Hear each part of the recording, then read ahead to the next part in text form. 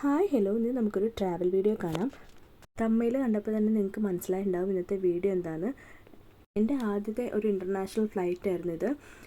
മോനും കൂടെ ഉള്ളതുകൊണ്ട് തന്നെ എങ്ങനെയാണ് ഞാൻ അവനെ ഹാൻഡിൽ ചെയ്യുക, അവൻ എങ്ങനെയാണെന്ന് അറിയില്ലല്ലോ. അപ്പോൾ ഭയങ്കര ടെൻഷനായിരുന്നു. അപ്പോൾ ഞാൻ ഈ വീഡിയോയിലൂടെ എൻ്റെ എക്സ്പീരിയൻസും പിന്നെ എനിക്കുണ്ടായ ഡ്രോബാക്സും ഒരു കുട്ടിയും കൊണ്ട് ട്രാവൽ ചെയ്യുന്ന സമയത്ത് നമ്മൾ എന്തൊക്കെ ശ്രദ്ധിക്കണം എന്നുള്ളതൊക്കെയാണ് ഞാനിവിടെ പറഞ്ഞുതരാൻ പോകുന്നത്. അപ്പോൾ എല്ലാവരും വീഡിയോ മുഴുവനായി കാണണം, സബ്സ്ക്രൈബ് ചെയ്യാനും മറക്കല്ലേ. ഞാൻ കോഴിക്കോട് ടു ഷാർജയാണ് ട്രാവൽ ചെയ്തിട്ടുണ്ടായിരുന്നത്. മോനുള്ളത് കൊണ്ട് അവൻ്റെ കൺവീനിയൻസ് നോക്കിയിട്ട് രാത്രിയാകുമ്പോൾ അവൻ ഉറങ്ങുമല്ലോ എന്നൊക്കെ വിചാരിച്ചിട്ട് രാത്രി ഫ്ലൈറ്റായിരുന്നു എടുത്തിട്ടുണ്ടായിരുന്നത്. ഏർലി മോർണിംഗ് 3:30 എൻ്റെ ഫ്ലൈറ്റ് ഉണ്ടായിരുന്നത്. വീട്ടിൽ നിന്ന് 8:30 ആകുമ്പോഴാണ് ഇറങ്ങിയത്. അപ്പോൾ തന്നെ അവൻ ഉറങ്ങി.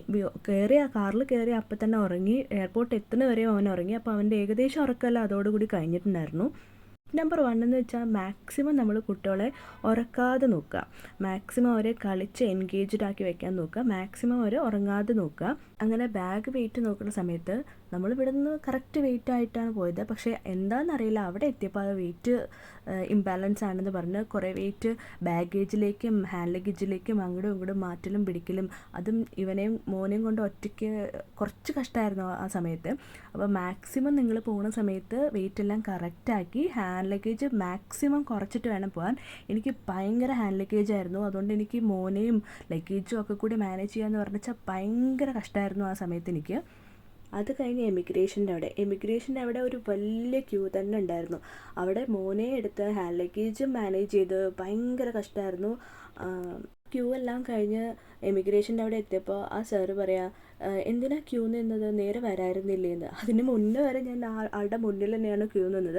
അപ്പോഴൊന്നും ആൾ എന്നെ വിളിക്കുകയോ പറയുക ഒന്നും ചെയ്തിട്ടില്ല. ഇതെല്ലാം കഴിഞ്ഞ് ഗേറ്റിൻ്റെ അവിടെ പോയിട്ട് വെയിറ്റ് ചെയ്യായിരുന്നു. എനിക്ക് എൻ്റെ ഫ്ലൈറ്റ് വരാൻ വേണ്ടിയിട്ട് 2 മണിക്കൂർ കൂടി ടൈം ഉണ്ടായിരുന്നു.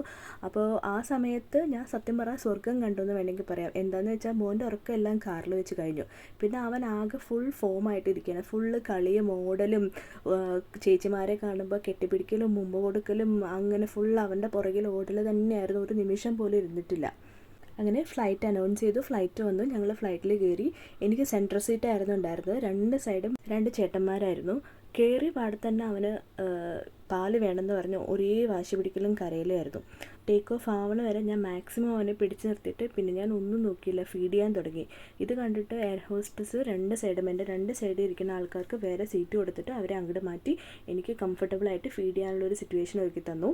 മെയിൻ ടിപ്പ് എന്താണെന്ന് വെച്ചാൽ നമ്മൾ രാത്രിയാണെങ്കിലും പകലാണെങ്കിലും കുട്ടികളെ കൊണ്ട് യാത്ര ചെയ്യുന്ന സമയത്ത് അവർക്ക് ആവശ്യമായിട്ടുള്ള ഫുഡ് അല്ലെങ്കിൽ അവർക്ക് ഇഷ്ടപ്പെട്ട സ്നാക്സ് അതെല്ലാം തീർച്ചയായിട്ടും കയ്യിൽ കരുതിയിരിക്കണം. ഞാൻ രാത്രി ആയതുകൊണ്ട് അവൻ ഉറങ്ങുമല്ലോ എന്ന് വിചാരിച്ചിട്ട് ഫുഡൊന്നും കയ്യിൽ വെച്ചിട്ടുണ്ടായിരുന്നില്ല. അപ്പോൾ അവൻ കളിച്ചുള്ള അവൻ ഭയങ്കരമായിട്ട് ടയേർഡായി. അപ്പോൾ അവന് വിശക്കാനും തുടങ്ങി. അപ്പോൾ അതായിരുന്നു എൻ്റെ ഏറ്റവും വലിയ മിസ്റ്റേക്ക് എന്ന് പറയുന്നത്. അപ്പോൾ നിങ്ങളാരും അങ്ങനെ ചെയ്യരുത്. അവർക്ക് വേണ്ട ആവശ്യത്തിനുള്ള ഫുഡ് എന്തായാലും കയ്യിൽ കരുതിയിരിക്കണം. കുറച്ച് നേരം ഫീഡ് ചെയ്തപ്പോൾ തന്നെ അവൻ അങ്ങനെ ഉറങ്ങി. ഞാനും ആ സമയത്താണ് കുറച്ചൊന്ന് റെസ്റ്റ് ചെയ്തത്. അങ്ങനെ ഏകദേശം 1 മണിക്കൂറോളം മോൻ കിടന്നുറങ്ങി.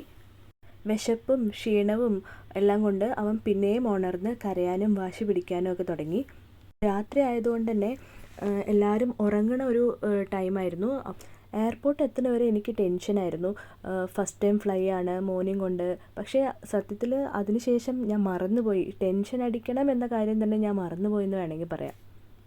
മോൻ്റെ കരച്ചിലും വാശിയിലും ഇടയിൽ അത് ഞാൻ മറന്നുപോയി. എനിക്കാണെങ്കിൽ എയർപോർട്ടിനുള്ളിൽ കയറിയപ്പോൾ തൊട്ട് യൂറിൻ പോകാൻ ഭയങ്കര ഫീലായിരുന്നു. പക്ഷെ മോനെ നോക്കാൻ ആരും ഇല്ലാത്തത് കൊണ്ട് ഞാനിങ്ങനെ സഹിച്ചിരിക്കുകയായിരുന്നു. പക്ഷേ സഹിക്കാവുന്നതിൻ്റെ മാക്സിമം ആയപ്പോൾ ഞാൻ ഫ്ലൈറ്റിൽ ടോയ്ലറ്റിലേക്ക് തന്നെ പോകാൻ തീരുമാനിച്ച്. മോനെ ആരുടെടുത്തും പോകുന്നുമില്ല, ഒരേ കരച്ചിലും ഒക്കെ ആയിരുന്നു. അപ്പം ഞാൻ അവനെയും കൊണ്ടാണ് ടോയ്ലറ്റിൽ പോയത്. പക്ഷേ പ്രശ്നങ്ങളൊന്നും ഉണ്ടായില്ല. അവസാനം അങ്ങനെ ഞങ്ങൾ ഷാർജ എയർപോർട്ടിലെത്തി. അവിടെ ഇനി ബാഗേജ് കളക്ഷനായിരുന്നു എൻ്റെ ഏറ്റവും വലിയ ടാസ്ക് എന്ന് പറയണത്.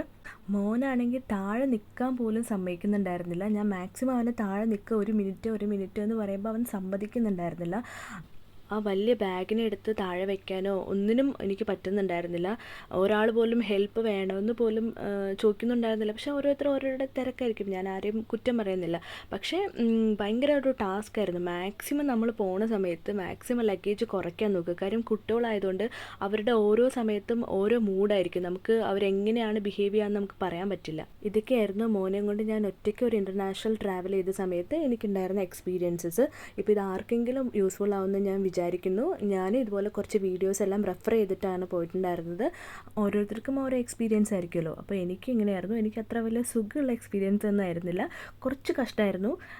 എങ്കിലും ഈ വീഡിയോ എല്ലാവർക്കും ഇഷ്ടമാവുമെന്ന് വിചാരിക്കുന്നു. അപ്പോൾ എല്ലാവരും ലൈക്ക് ചെയ്യുക, ഷെയർ ചെയ്യുക, സബ്സ്ക്രൈബ് ചെയ്യുക. Thank you for watching. Thank you so much.